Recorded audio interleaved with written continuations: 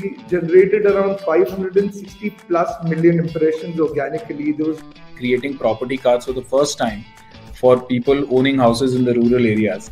We have a patent on a bits technology, which... But we were really guided by what we wanted it to be. In terms of the content consumption pattern has changed.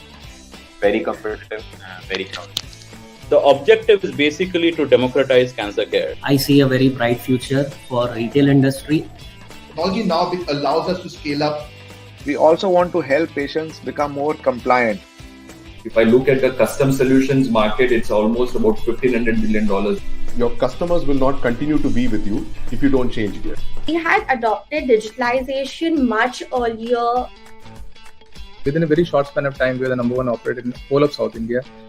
If you are reaching out to a lakh people today, you would be reaching out to an entire globe tomorrow. We got those two brands and then immediately got into a few of the LFRs, and there was no looking back.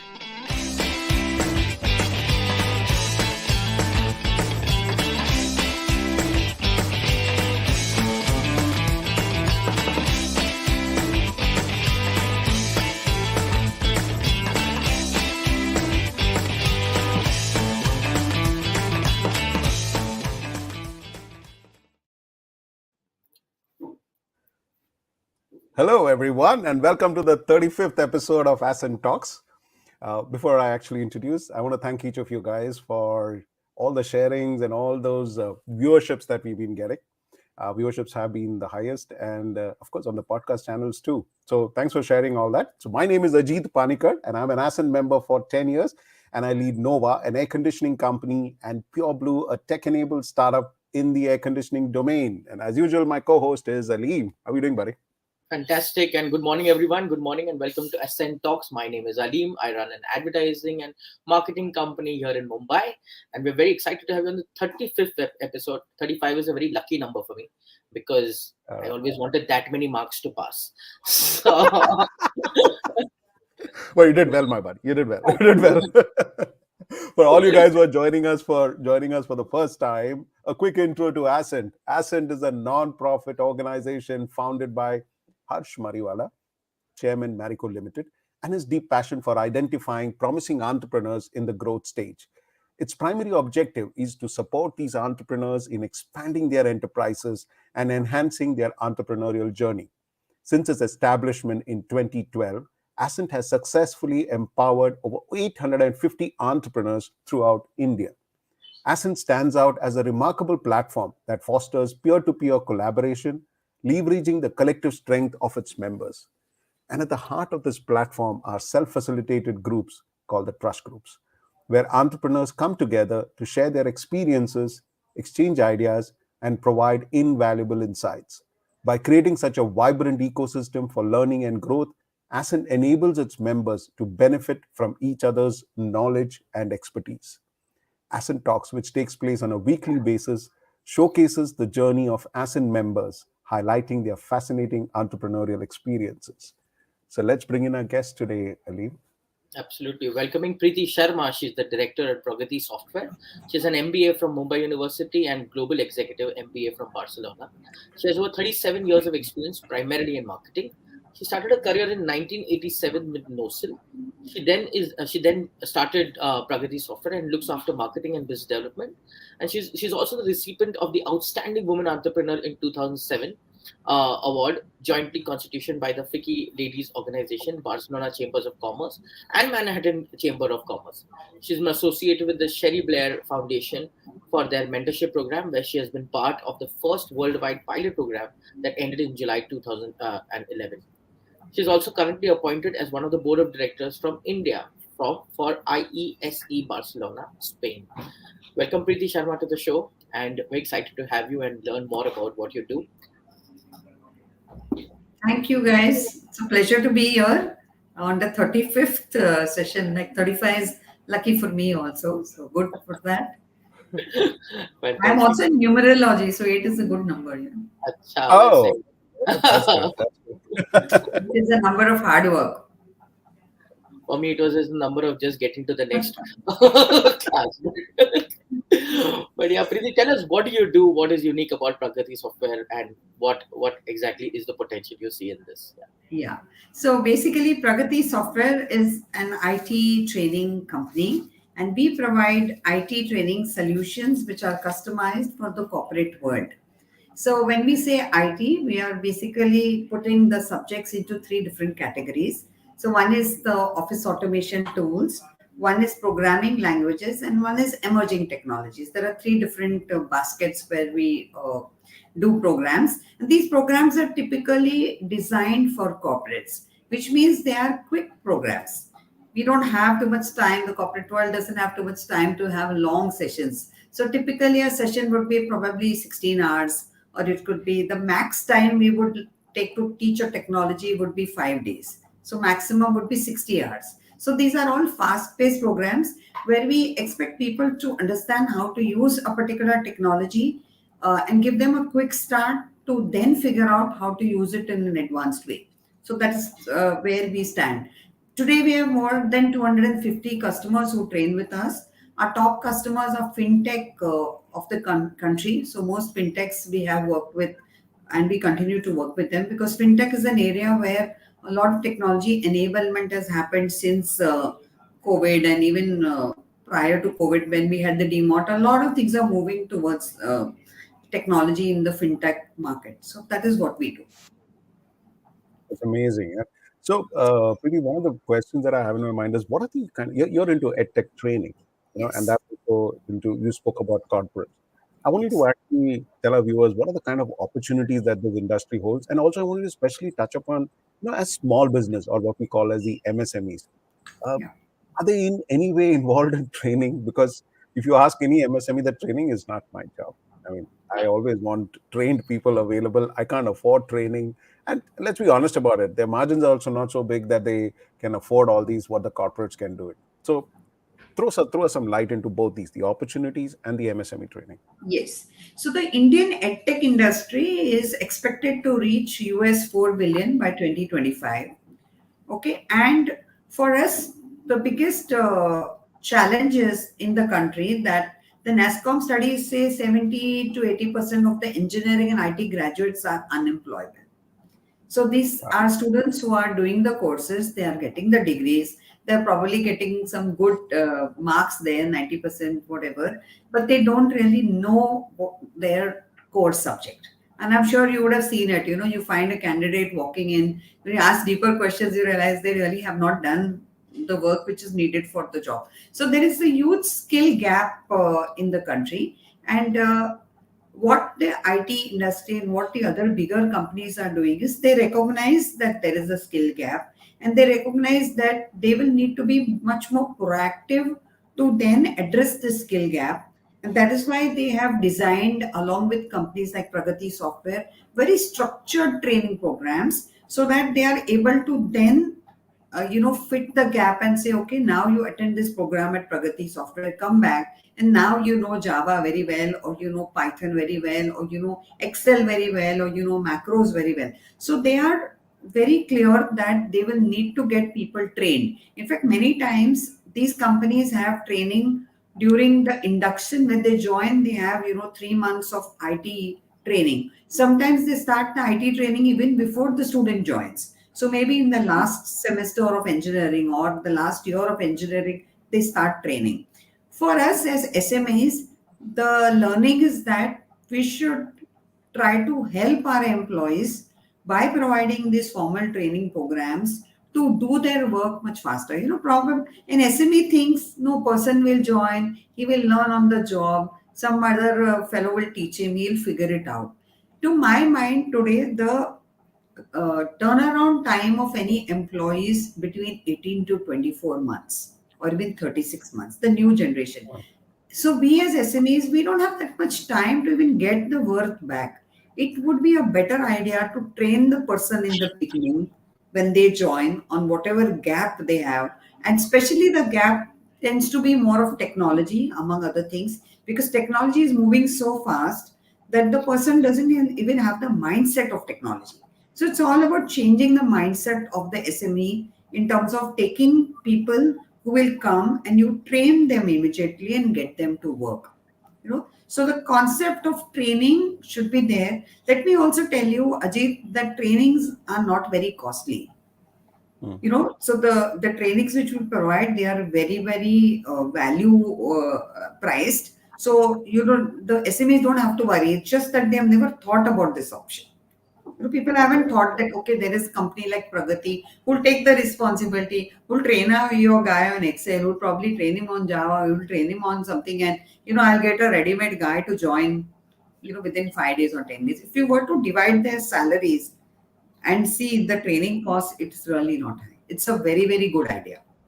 The challenge that we as entrepreneurs face is, when we are recruiting somebody, he says, why do you want to join this company? He says, sir, I want to learn. So I said, then go to a college, yaar. Why do I have to pay for you to learn? And still they don't know the skill. It's a challenge. I completely agree with you. Yeah. In fact, the other answer they give is, I want to grow. And then you don't understand when they say they want to grow, how do they want to grow? So I say, how do you want to grow? I mean, what do you mean? What does growth mean to you? And 99% of the times, growth means more salary. That's it. That's true. Nobody comes and says, I want to grow in my leadership skills. I want to grow to understand something. The growth idea is just that I want a 40% increase over my last job, and that's growth.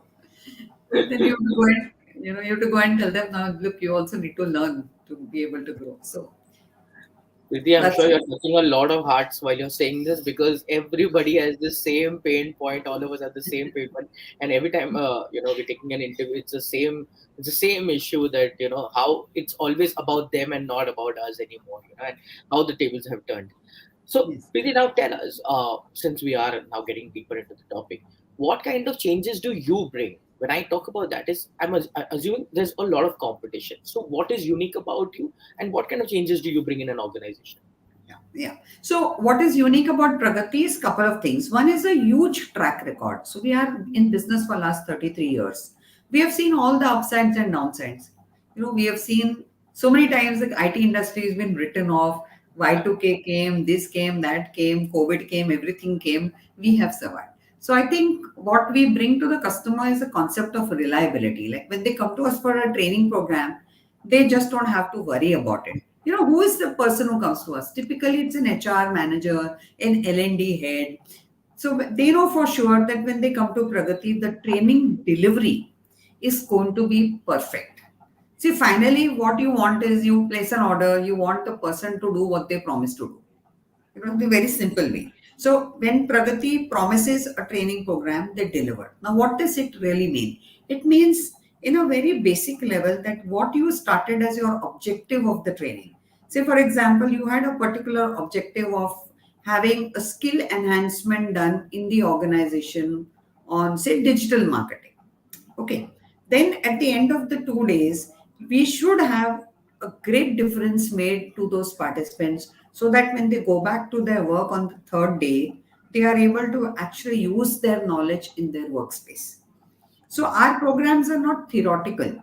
We are not getting into the theory of how it was designed and why it was designed and who designed it and whatever.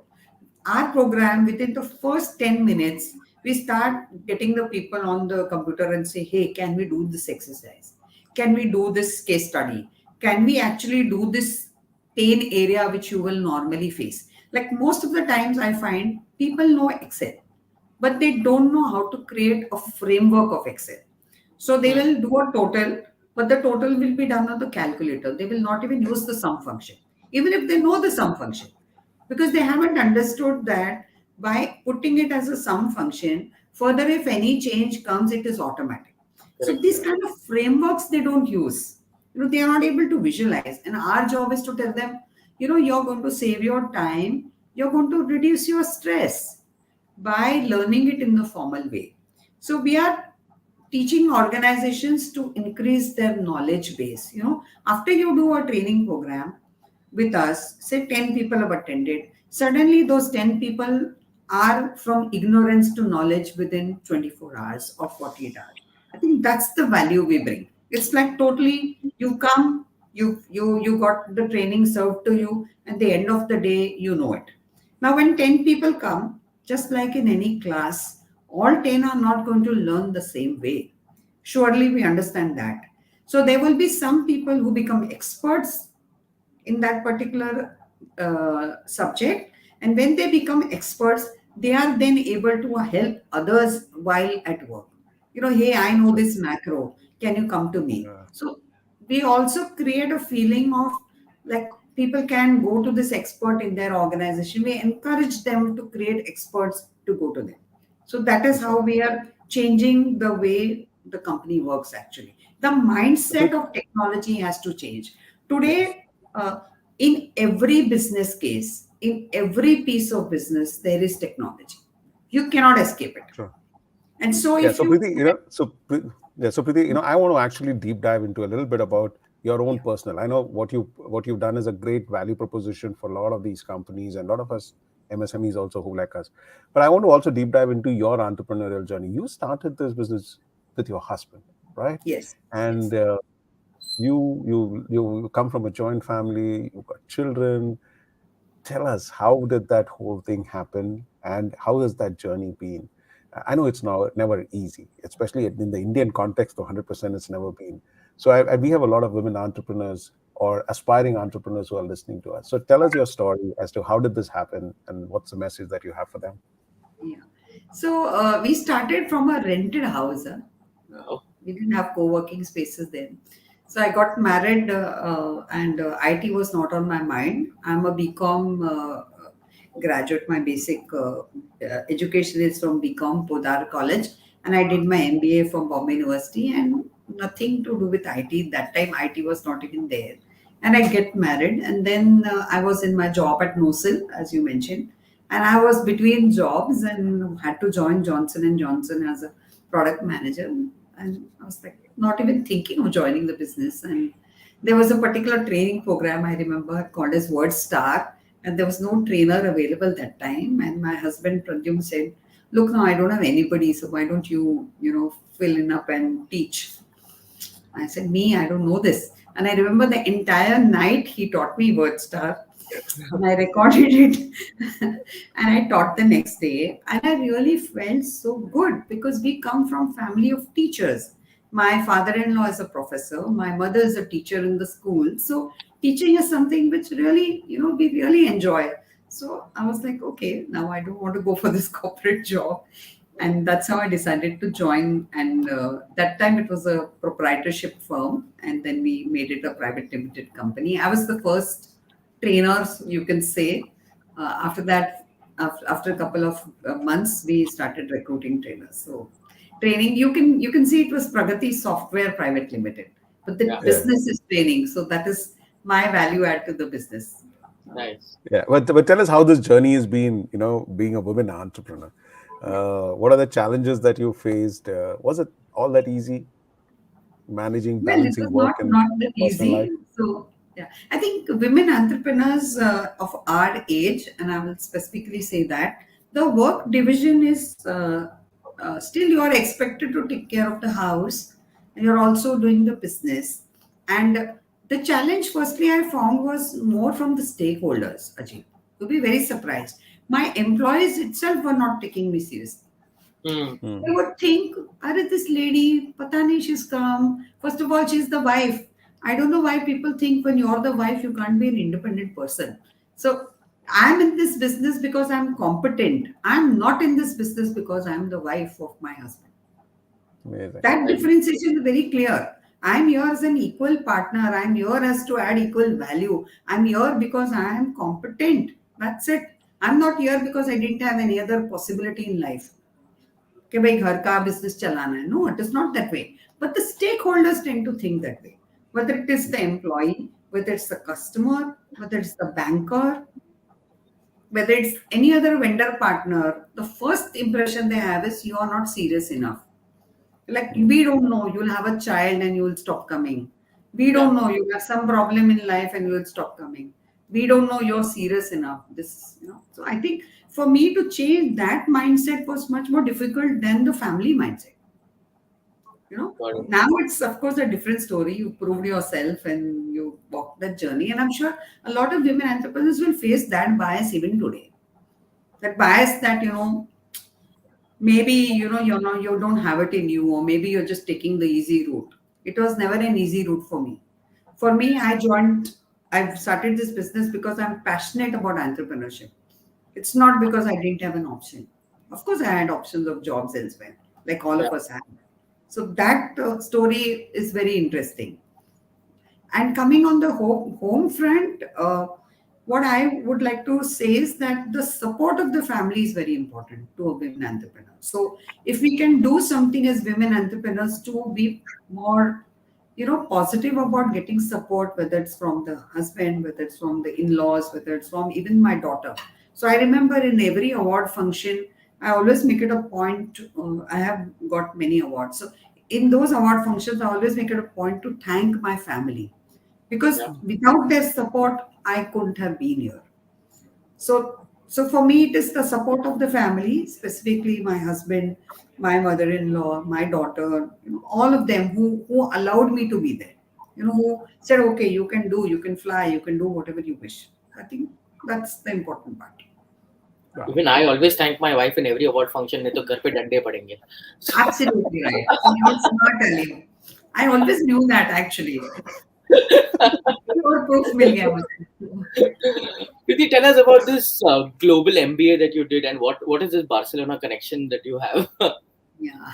Okay. So in 2007, I got awarded as a women entrepreneur by IWIC, International Women Exchange Forum. So that's basically constituted by three associates. One is FICCI, and one is the Barcelona Chamber of Commerce, and one is the Manhattan Chamber of Commerce. So when I got this award, ESA, which is the college in Barcelona, which is a very well-known business school in the likes of Harvard, they had a sponsorship and they wanted to encourage women entrepreneurs about doing this program. And that's how I got selected. So I remember when I was being interviewed, they said, Preeti, you are 44 years old and why do you want to do this program? You don't have much work life left. And so I said, 44, no work life left. That's amazing. You won't use this 44, no work life left. Yeah, so they said you won't use it.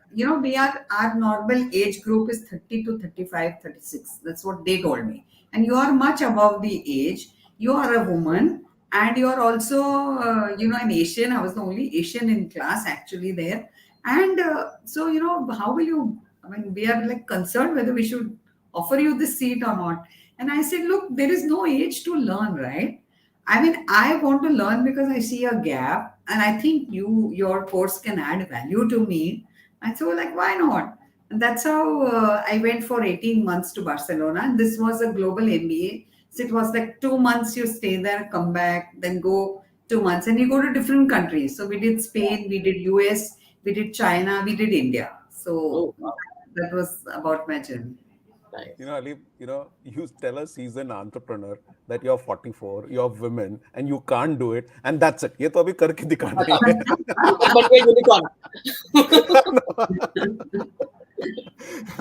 True. Preeti, tell us about your Ascent journey. You've been an Ascent member. Tell us about your Ascent journey. Tell us about your group and what value does Ascent add in your life? Yes. So I'm from the first wave of Ascent. So I still remember it was 15th August and you very nicely it was done and we were so excited, all of us, and we were meeting our group for the first time. And then we named it Eagles, and this group has been a very, very integral part of my journey of business and my journey of life. Both the things. And why I say it is because the group, my group Eagles, has such an amount of bonding. There's a huge bonding. There's a huge amount of discipline we have. We meet every second Friday of a month on a designated time, 9 a.m. to 12 p.m. Our meetings are very structured. Everything is done systematically. We have speakers come in at regular intervals. We have offsites. We kind of know what's happening in each other's lives. Our families know each other. So just to say, when my daughter has come back from doing her MS at Carnegie Mellon, she made it a point to come for an Ascent meeting and thank each and every member with a card, and she gave a gift. It's like even the families are involved. It's a huge And she always says, Ascent is something you have to continue, like there's no way you can get out of this. So that's the value it comes to me. Nice. I can say many things, but I said my emotions have said. Super. I can say That's that. nice. Preeti, tell us a little about yourself. You spoke a lot about your family. A lot. You already through the last 20-25 minutes. You've already said that. Well, tell us about yourself. Just about yourself. What are your hobbies, or how do you spend your free time? Tell us about that. So I have two main pillars in my life. The pillar starts in the morning by a prayer and some spiritual routine, along with a fitness routine. So that's the pillar in the morning. That's like probably 6 to 8, something like that. And there's a pillar in the evening. I learn classical music. So I have my everyday class in the evening, say 8 to 9 something. So between these two pillars, life moves on. In the day, whatever happens, happens. So I have these two pillars. So I'm a very big exponent of taking care of one's health, because I think that's very important to all of us. And if we have to go a long way, then we really need to take care of our health. So I devote that time. Incidentally, I'm thankful to Marico Foundation, because I go to the aquatic center at Prabhadevi and do my exercise routine thrice a week there. So thank you, Harsh Bhai, for that. And in the evening, it's my music class, like I told. So between that, life. So Preeti, we've had a lot of our speakers, who have actually showcased their very unique talent, whether it's an instrument or singing a song or anything of that sort. Now, you said you were already practicing classic. We've never seen anyone play the classics for us. So can you actually give us a little glimpse of what you've learned and what you've been rehearsing over the past few years? Yeah. So I specialize I work in a space which is called as Gurmat Sangeet. I'm a Sikh by birth, and my Sharma is because for mixed marriage, mixed community marriage. So I learn the hymns of the Guru Granth Sahib, which are sung in a classical format. Most people are not aware that the Guru Granth Sahib is written in 31 rags. The prose is written in rags. In fact, that is one of the reasons you find in any of these talent contests, many Sikhs perform very well, because music is in our blood. And the classical, Hindustani classical music is something which we sing from a very young age. Very few people know that. Okay? Go ahead, Preeti. Go ahead, Preeti. The stage is all yours. Go ahead. Yeah. Ajit, flashlight is on, yes. Sa ni re ga ni re sa ni re ga ma ga pa pa ma re ga re ni re sa. Hey Gobind, Hey Gopal, Hey Dayal Lal, Prananath Anath Sakhe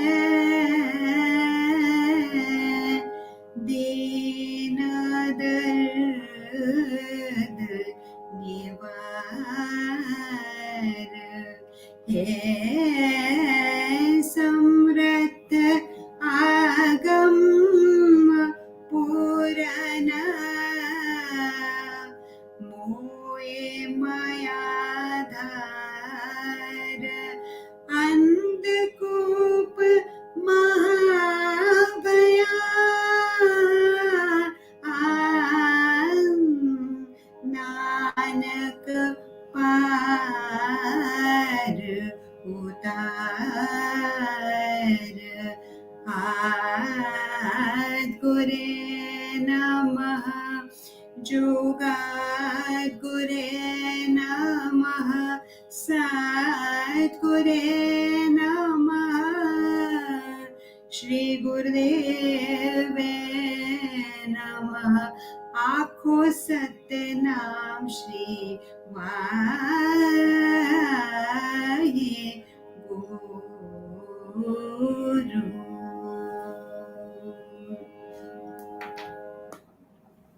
That is so amazing. It was so soulful. Yeah, it was amazing. Every day of mine starts like that. Yeah. Yeah, I mean, I'm sure this is how that day should start in the morning. Yeah, and I'm so privileged actually. So thankful that you actually played that for us. Amazing, Preeti. But this whole last 30 minutes has been very inspiring. And plus, we've ended it on such a beautiful note with a nice hymn, and you sound brilliant. So thank you so much for taking time out and being on the 35th episode of Ascent Talks. Thank you so much. It's been a pleasure actually really hearing you out. Awesome. Too good. Thanks a lot, Preeti. See you soon, too. See you. Oh man, Aleem, I think at this rate we're gonna have become a music show also now. Absolutely. Man, you got some deadly talent. Over the last 35, we've kind of identified. So I'm sure Ascent did not know that there was so much of talent around within the. I'm glad I host this show and not I'm on the show. I would have come across as under talented in this world. I swear. That would be really good.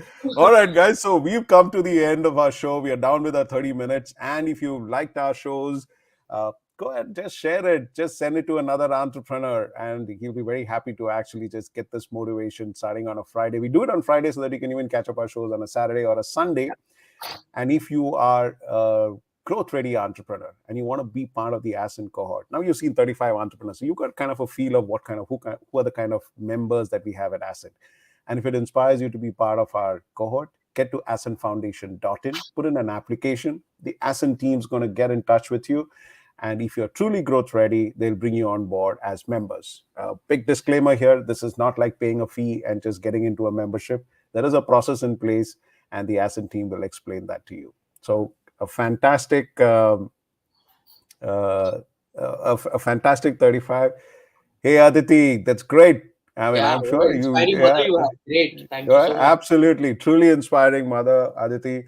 She spoke a lot about you too. So great you were watching the show live. So thank you, guys. Thank you very much. And see you next Friday at 11 a.m. with another equally interesting story, another equally interesting Ascent Talks. Have a wonderful weekend. Take care. Bye-bye. See you, Aleem. Bye-bye.